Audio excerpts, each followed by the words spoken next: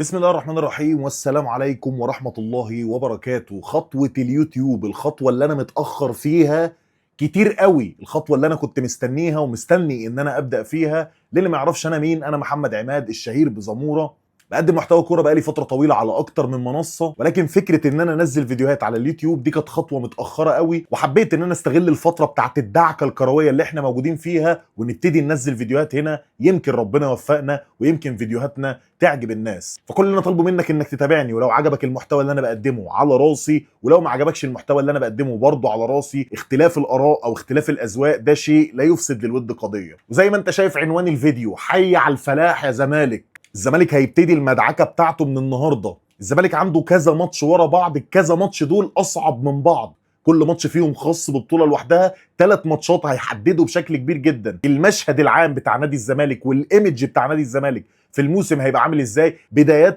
من مباراه النهارده امام سموحه اللي هتتلعب الساعه 8. ففي الفيديو ده جاي اكلمك بقى عن مباراه سموحه وتفاصيل ما قبل مباراه سموحه، وايه التشكيله الافضل اللي يبدا بيها الكابتن معتمد جمال، وايه الاوراق الخطيره اللي موجوده في سموحه. كل التفاصيل الخاصه عن مباراه الزمالك وسموحه هتلاقيها في الفيديو ده. مبدئيا كده زي ما قلت لك، حي على الفلاح يا زمالك، ما فيهاش، هي يا صابت يا اتنين عور. الزمالك في المرحله الحاليه عامل زي اللي داخل خناقه وهو ما عندوش عضلات. انت داخل خناقه عايز تكسب فيها، عايز تتفوق فيها على المنافسين بتوعك، ولكنك لا تمتلك العضلات وما بتنزلش جيم. ولكن هي دي قصتنا، هي دي قصتنا كجمهور نادي الزمالك، وهي دي قصه نادي الزمالك، هي دي الظروف اللي الزمالك بيحب ينجح فيها، وبيحب من رحم المعاناه دايما انه يطلع بطل. الزمالك النهارده عنده ماتش سموحه في بطوله الدوري، بعديها بيومين على طول عنده ماتش كايزر تشيفز في اخر مباراه في دور المجموعات في بطوله الكونفدراليه، الماتش اللي هيحدد بشكل كبير جدا هل الزمالك هيكمل في البطوله ولا لا. وبعديها بيومين على طول عنده ماتش سيراميكا في دور ال16 من بطوله كاس مصر، اللي برضه هيحدد بشكل كبير جدا هل الزمالك هيكمل في البطوله ولا لا. الزمالك مطالب بانه يكسب ال3 ماتشات. مباراه الدوري مهمه، لان زي ما بقولها كتير، اللي هيقع في بطوله الدوري محدش هيسمي عليه، لا الاهلي هيسمي عليك، ولا بيراميدز هيسمي عليك، ولا سيراميكا الحصان الاسود للبطوله هيسمي عليك. فكل المطلوب منك في ماتشات الدوري ان انت نازل ماتشات كؤوس، ما ينفعش تفرط في بونت.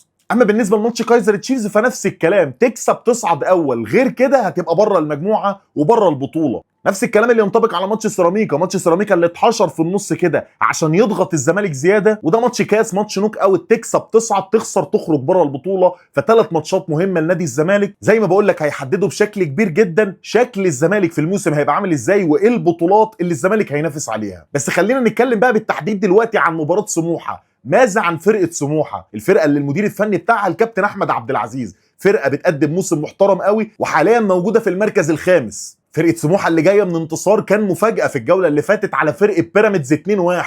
اما بالنسبه لمحب الاحصائيات، فلو جيت بصيت على فرقه سموحه، فرقه سموحه تعتبر هي تاني اقوى خط دفاع في بطوله الدوري بعد البنك الاهلي. الفرقه اللي استقبلت 9 اهداف في 15 مباراه، ففرقه بتعتمد بشكل كبير جدا على التكتلات الدفاعيه واللعب على التحولات، وده اللي حصل في مباراه بيراميدز. قدرت فرقه سموحه من خلال طريقه زي دي انها تتفوق على فرقه عندها امكانيات اعلى زي فرقه بيراميدز وتكسبهم وتاخد منهم 3 نقاط. ففرقه دفاعها كويس قوي، وفي نفس الوقت فرقه في التحولات بتعمل هجمات خطيره وبتسجل اهداف. فاللي هيعملوه بكره هم اللي بيعملوه على مدار الموسم، انه هيسلمك الكوره وهيبتدي يلعب من تحت الكوره. الاستحواذ هيبقى معاك، فلازم على قد ما تقدر انك ما تصعبش الماتش على نفسك، وتنزل ضاغط وتسجل هدف و2 تخلص بيه الماتش وتخلص بيه ال3 نقاط، عشان تبتدي تريح لعيبتك الاساسيه للمدعكه اللي انت داخل عليها. اما لو جينا بصينا على اميز العناصر في فرقه سموحه، فهتلاقي 3-4 لعيبه بالعدد. اتكلم على الحارس طبعا احمد ميهوب اللي عامل معاهم موسم كويس ومن افضل الحراس اللي موجودين في بطوله الدوري السيزون ده. تتكلم على خالد الغندور نجم الفريق واكتر لاعب عامل اسيستات في الفريق وعامل موسم عالي قوي مع فرقه سموحه. تتكلم على اللاعب صامويل اماضي هداف الفريق اللي مسجل مع سموحه الموسم ده 3 اهداف. وفي نفس الوقت برضه بتتكلم على المهاجم اللي هو هداف الفريق ب3 اهداف،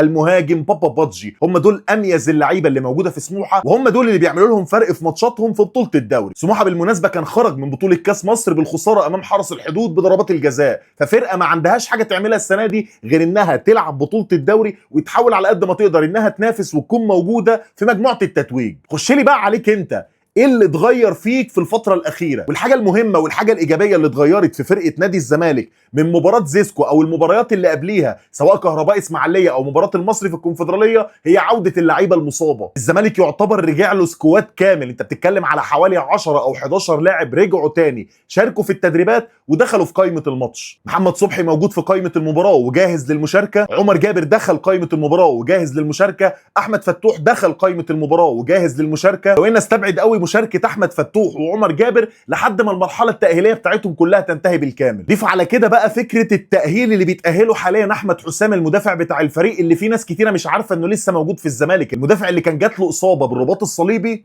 رجع وبدا يشارك في التمرينات وهيفرق قوي لان انت عندك نقص في مركز المساكين. اما عن نص الملعب فحدث بقى ولا حرج، رجعك احمد ربيع، محمود جهاد حاليا بيتاهل وموجود في التدريبات، عبد الله السعيد متاح. الغياب الوحيد اللي هيكون موجود عندك هو ادم كايد اللي اتصاب قبل مباراه زيسكو، وفي نفس الوقت في خطك الهجومي يرجع لك خوان بيزيرا ويرجع لك شيكو بنزا ويرجع لك سيف الجزيري، فبقى عندك اريحيه وبقى عندك عمق سكواد كبير يقدر الكابتن معتمد جمال ينقي منه الاوبشن اللي هو شايفه هيفيده في المرحله الجايه. اتكلمت عن كل اللعيبه، في لاعب بقى انا ما اتكلمتش عليه وده عايز اتكلم عليه لوحده، هو المغربي محمود بنتايج. ليه بنتايج خليته لوحده؟ لان بنتايج ده لوحده فرقه. بنتايج يقدر يلعب باك شمال، يقدر يلعب وينج شمال، المركز اللي فيه مشكله في نادي الزمالك بنتايج يقدر يعمل حاجات كتير قوي ويفرق مع الجوده بتاعتك اوفرول. وجود بنتايج في الملعب يتقل من سكواد نادي الزمالك. غايب بقاله فتره، معرفش الكابتن معتمد جمال هيتعامل معاه ازاي، بس وجود بنتايج في المرحله الجايه هيفرق جدا مع فرقه نادي الزمالك. اما لو جيت كلمتني بقى على التشكيله الامثل اللي يلعب بيها الكابتن معتمد جمال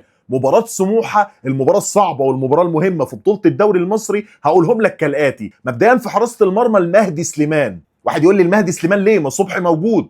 هقول لك انا ما بقتش واثق في محمد صبحي لدرجه ان انا اخليه موجود كحارس اساسي للزمالك. انا واحد بتمنى العوده السريعه لمحمد عواد عشان يكون الحارس الاساسي لنادي الزمالك. اما محمد صبحي فغلطاته كتير، والغلطه في الفتره الجايه مش بفوره، الغلطه الفتره الجايه ببطوله. فمن وجهه نظري اللي يلعب في المرحله الجايه لحد ما عواد يرجع يشارك هو المهدي سليمان، اللي بالمناسبه عمل ماتش كويس قوي قدام زيسكو في زامبيا. بالنسبه لخط الدفاع فهتلعب بالاثنين مدافعين بتوعك المعتادين حسام عبد المجيد ومحمود حمدي الونش، وهتلعب باك يمين محمد ابراهيم. اما بالنسبه لباك الشمال فطبيعي جدا بقى ان انت تريح احمد الخضري شويه وتلعب بمحمود بنتايج، لان زي ما قلت لك وجود بنتايج يتقل من فرقه نادي الزمالك. اما بالنسبه لنص الملعب في مركز 6 هتريح محمد اسماعيل، لان محمد اسماعيل لو فضلنا ضاغطينه الضغط المبالغ فيه في الفترة الأخيرة محمد اسماعيل ده مش هيكمل معانا الموسم. لازم بقى تبتدي تلعب بأحمد ربيع، لأن أحمد ربيع ده أنا نفسي أشوفه في نادي الزمالك. صفقة من الصفقات اللي كنت براهن عليها ومستنى أشوفها هتقدم إيه بتشيرت نادي الزمالك.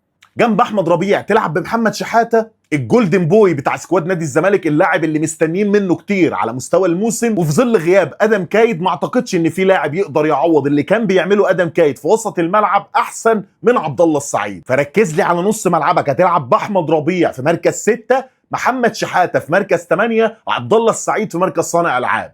اما بالنسبه لخطك الهجومي فهترجع تلعب بقى بالمحترفين بتوعك. لازم يكون موجود خوان بيزيرا، لازم يكون موجود عدي الدباغ، ولازم يكون موجود سيف الجزيري مش ناصر منسي. لازم استفيد من جوده المحترفين اكتر ما بستفيد من فكره اللعيبه المحليه. ناصر لعيب مجتهد ولعيب بيأدي مع نادي الزمالك ولعيب حابب انه يسيب بصمه وهو موجود في نادي الزمالك، لكن انا عندي محترف ما ينفعش ابقى مقعد المحترف لحساب لاعب محلي. فمن وجهه نظري الثلاثي اللي يبدا مباراه سموحه في اليمين خوان بيزيرا، ناحيه الشمال عدي الدباغ على عدلته، لان عدي الدباغ رجله الشمال افضل بكتير قوي من رجله اليمين، ومهاجم الفرقه يكون سيف الدين الجزيري، وهيكون عندك حلول كتير قوي على الدكه. عندك احمد شريف، عندك ناصر منسي، عندك شيكو بنزا، عندك احمد الخضري في حاله ان محمود بنتايج ما قدرش يكمل المباراه بسبب ان هو بقاله فتره كبيره ما بيلعبش، عندك محمد اسماعيل تقدر تلجأ له، عندك اكتر من اوبشن موجود على الدكه تقدر انك تتعامل مع سيناريو المباراه ايا كان. وزي ما قلت لك سيناريو المباراه الامثل لنادي الزمالك ماتش سموحه انك تنزل ضاغط على فرقه سموحه وتسجل هدف واثنين وتخلص الماتش تماما وتقضي على اي امل لسموحه في فكره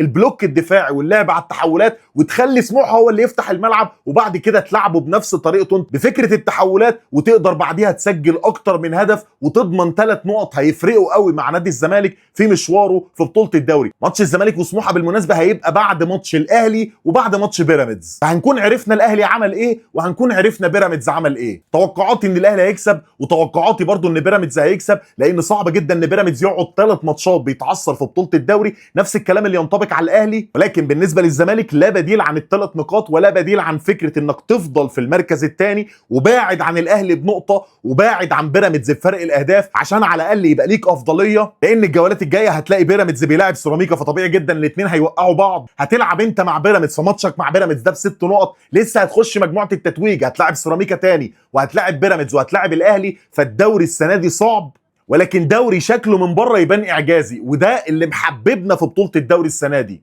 بطوله الكونفدراليه ما تقلش اهميه، بطوله كاس مصر ما تقلش اهميه، ولكن من وجهه نظري بطوله الدوري هي الاهم لنادي الزمالك في الموسم الحالي، لان المنافسه على بطوله الدوري على الاقل هتخليك تضمن انك تكون موجود في دوري ابطال افريقيا في الموسم الجاي، وده اللي احنا عايزينه. فلو جيت قلت لي تاخد بطوله الكونفدراليه ولا تاخد بطوله الكاس ولا تاخد تاني دوري، هقول لك اخد تاني دوري السنه دي وانافس على بطوله الدوري. وليه لا ما اكسبش بطوله الدوري؟ ولكن لا قدر الله بنافس على الدوري وخسرت ال3 بطولات، ولكن خدت المركز الثاني في الدوري، ده بالنسبه لي هيكون شيء سعيد ليا كجمهور الزمالك ان اكون موجود السيزون الجاي في بطوله دوري الابطال، المكان الطبيعي لفرقه نادي الزمالك. زي ما بدات الفيديو زي ما هنهيه، حي على الفلاحه زمالك. الفترة الصعبة، الفترة المضغوطة، الفترة اللي مليئة بالماتشات، الفترة اللي فيها إرهاق، الفترة اللي محتاجة رجالة، كل اللي عليك تعمله إنك تنزل تلعب ماتشك 90 دقيقة تركز فيهم، أيا كانت الضغوطات اللي عندك، أيا كانت المشاكل اللي عندك، أيا كان اي حاجه بتفكر فيها، انسى كل ده دلوقتي وافتكر دايما انك لابس تيشيرت بيحمل لوجو نادي الزمالك. فرح جمهوره، وزي ما بقولها دايما،